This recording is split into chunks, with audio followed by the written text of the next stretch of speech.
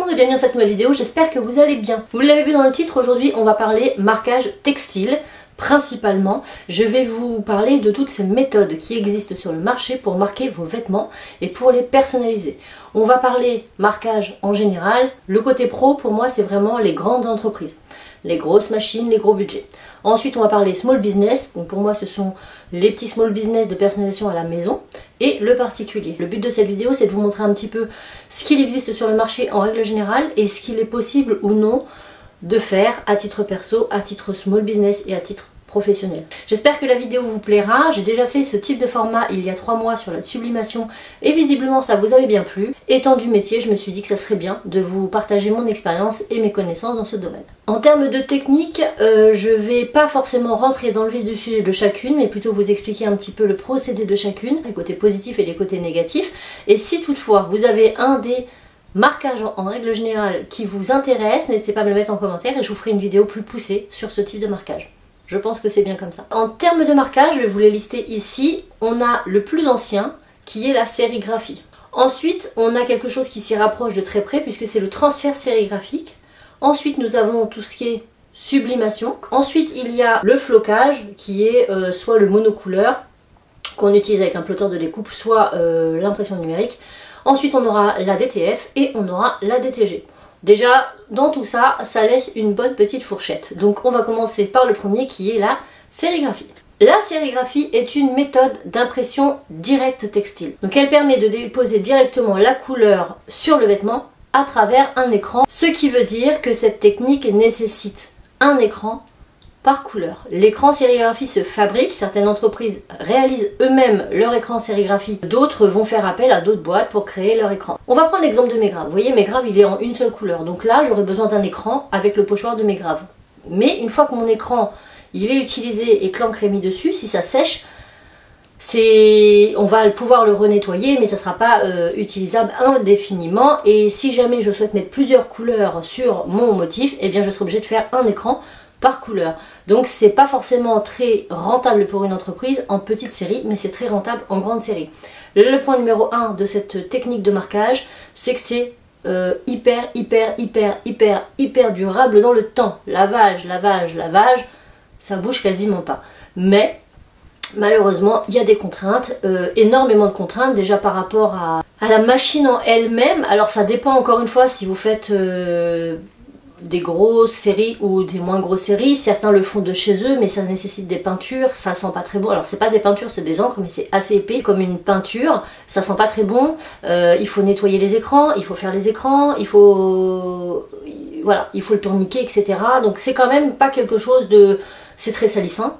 Donc bon, dans une grande entreprise, je pense que c'est jouable, mais sur du small business, pour moi, c'est pas ce qu'il y a de plus rentable. Après, bon, il y en a qui le font. Si c'est quelqu'un qui veut lancer son propre business, avec ses vêtements, avec sa propre marque à lui, pas de la personnalisation, là oui, c'est rentable parce que on va marquer nos vêtements avec notre marque, donc c'est toujours les mêmes écrans. Par contre, si vous voulez faire de la personnalisation, là, c'est pas rentable. Donc ça, c'est une technique qui est très vieille et qui se voue à disparaître. Ça se dit ?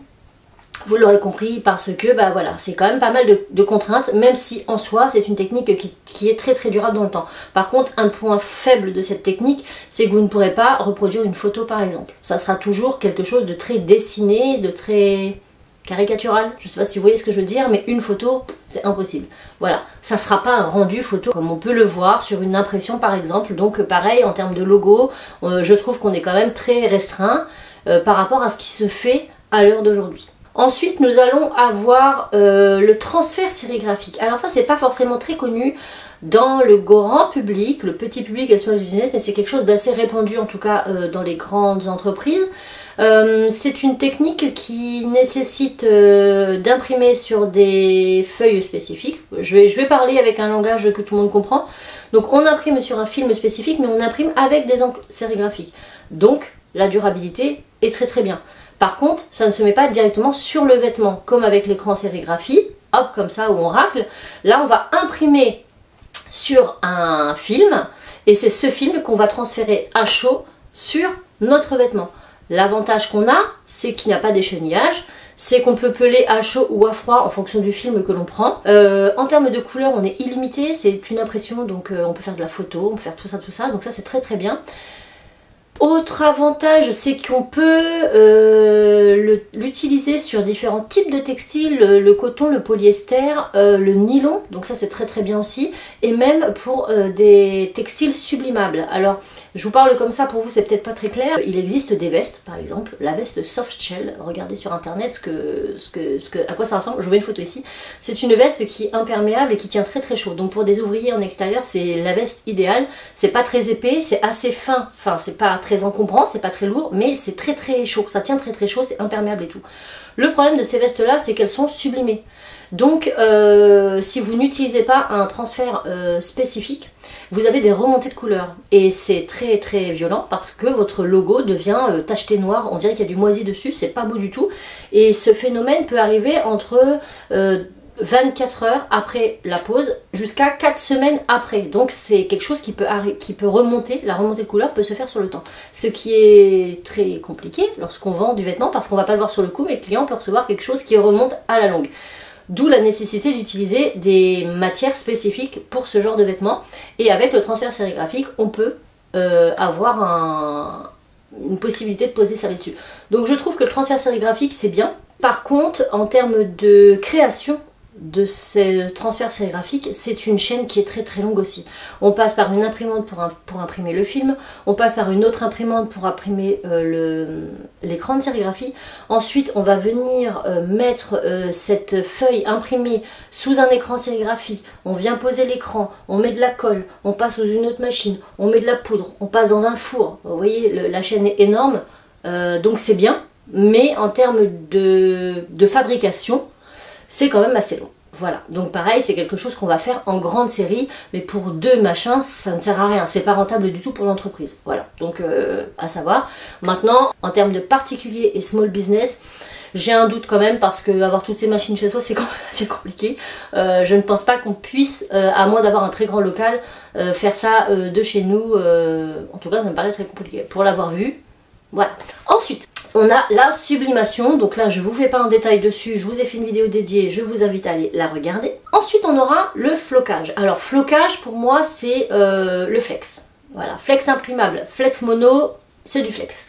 Donc il existe différentes machines et différentes techniques. Pour le monocouleur, tout le monde le connaît, le flex noir, le flex bleu, le flex pailleté, flex tout ce que vous voulez. On peut utiliser en small business ou même en particulier, on peut utiliser ce genre de petites machines qui sont des plotteurs de découpe. Il en existe plein sur le marché, de la Cricut, de la Silhouette, de la low click. Et avec ces machines, on peut découper du monocouleur. Donc ça c'est pour du particulier, pour du professionnel, on va avoir des machines un petit peu plus compétentes comme des Roland, les Vevor aussi font très très bien le job.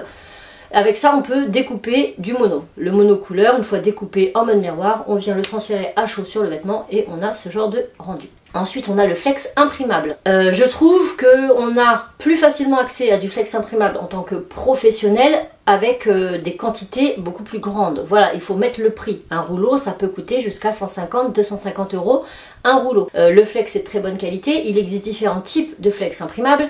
Du flex imprimable nylon, du flex imprimable Sublistop, donc qui va justement faire barrière avec ces fameuses vestes, en tout cas ce genre de problématique. Donc du Sublistop, du nylon qui va justement avoir la particularité de ne pas avoir une colle à base d'eau, puisque les vêtements en nylon sont des vêtements imperméables, et l'avantage de la perméabilité c'est de repousser l'eau. Donc si vous avez une colle à base d'eau, eh ben vous vous doutez bien que ça va se décoller. Donc il faut des flex spécifiques nylon pour justement adhérer à ce type de vêtements imperméables. Ensuite on a le flex basique imprimable qui va sur tout type d'autres vêtements, polyester et coton classique. Ce type de flex va être imprimé puis découpé en print and cut. Alors on peut faire ça sur des petits plotteurs de découpe, notamment les Silhouettes, les Cricut ou les low click par exemple, qui ont un petit laser qui vient détecter les repères pour pouvoir savoir où découper. Ça c'est pour les petites machines du quotidien. Maintenant lorsqu'on est plus professionnel, on va également utiliser ce type de machine mais en format beaucoup plus grand. Donc on a des Roland, moi j'utilise le plus souvent c'est celle-ci, la Mimaki. Il y a plusieurs machines dans ces domaines mais généralement c'est ce genre de machine qu'on utilise. Alors ça ressemble de très près à un traceur, mais ce n'est pas un traceur. Le chariot est muni d'une lame et de bus d'impression. Ces machines, en tout cas pour la Mimaki, Animaki, c'est aux alentours de 10 000 € à peu près, donc c'est pas des petits budgets du tout. Le prix va dépendre de la taille et des choix de cartouches, parce que vous en avez avec 4 cartouches, 6 cartouches, certaines avec du blanc, d'autres sans blanc, enfin voilà, après c'est un choix. Mais en moyenne, il faut compter 10 000 € pour ce genre de machine. Quand vous faites de l'impression numérique, il vous faut donc la machine, les encres qui quand même se consomment assez rapidement, hein, faut pas se mentir, en fonction de ce que vous faites, hein, ça c'est encore pareil. Il vous faudra bien sûr le flex imprimable, et qui dit flex imprimable dit aussi du tape, parce que le flex imprimable se tape. Et il faudra écheniller. Cette technique est très très bien parce que elle nous permet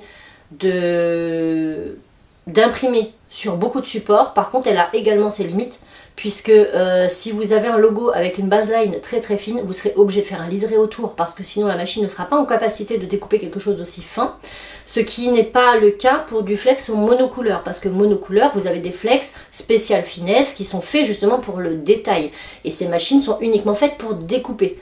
Par contre, les machines imprimantes découpe ne sont pas faites que pour découper, c'est pas leur particularité principale, donc elles ont leurs limites également. On ne pourra pas faire de la fine découpe.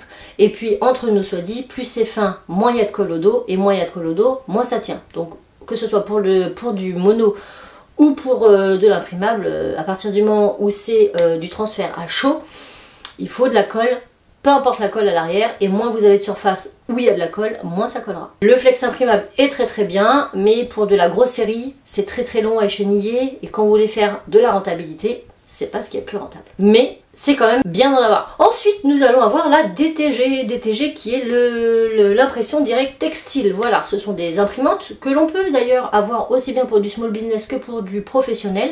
Par contre, cette technique est bien pour des petites séries et pas pour des grandes séries. Parce que pareil, en fonction du textile, vous avez des pré-traitements à faire sur les machines. Là encore, je reviendrai dessus si ça vous intéresse. C'est pas quelque chose que j'ai eu l'occasion de tester à proprement parler, mais j'ai pu voir beaucoup de revues dessus et j'ai vu des rendus faits avec de l'impression directe textile. Ça ressemble un peu à de la sublimation, donc c'est-à-dire que là on imprime directement sur le t-shirt, hein. Il n'y a pas de transfert ou quoi. Donc l'avantage c'est que c'est presque imperceptible au toucher. Le désavantage c'est que quand vous tirez votre maille, bah, vous voyez que ça tire aussi le motif, puisque c'est imprimé sur la maille bien sûr. Donc moi perso, c'est pas une technique que je trouve sympa. Dès lors où elle est sortie, je me suis dit on fera pas de l'argent avec ça, c'est pas possible parce que c'est pas rentable sur le long terme. C'est bien quand vous en faites quelques-uns ou pour faire des tote bags. Par contre, ça peut être très très bien. Mais pour ce genre de petits trucs, ça peut être bien. Pour des t-shirts, des sweats, perso, c'est pas ce que je préfère. Après, encore une fois, libre à chacun. L'avantage, c'est qu'on peut facilement se fournir de ce genre d'imprimante pour faire du small business et pour personnaliser des petites choses. Pour 1-2 t-shirts de temps en temps, ça peut être sympa. C'est sympa, c'est joli. Mais pour de la grande série, non. C'est pas du tout rentable, honnêtement. Maintenant, on va parler d'une technique que tout le monde parle en ce moment. Je vois ça sur TikTok. Mais des fois, j'entends des choses, ça me fait saigner les oreilles. On va parler de la DTF. Oui, je garde le meilleur pour la fin. La DTF, c'est la révolution depuis, allez, je dirais 3 bonnes années, ça arrive en France. Et là, même les professionnels sont en train d'investir dans ce genre de technique. Les particuliers, enfin les petits small business également. Mais la DTF a ses contraintes également, il faut pas l'oublier. Et malheureusement sur TikTok, on vous dit des choses qui ne sont pas forcément vraies, donc c'est dommage. Moi je pense que quand on veut se lancer dans une technique, il est important de la connaître sur le bout des doigts. Voilà, on parle pas de quelque chose qu'on ne connaît pas, on ne vend pas quelque chose qu'on ne connaît pas. La DTF, c'est de l'impression direct to film. Voilà, DTF. Elle consiste à imprimer sur le film de façon à aller transférer après sur le vêtement. Ça ressemble de très près au transfert sérigraphique. Donc la deuxième méthode dont je vous ai parlé, à la différence près, c'est que ce n'est pas des encres de sérigraphie. Voilà, c'est des encres d'impression.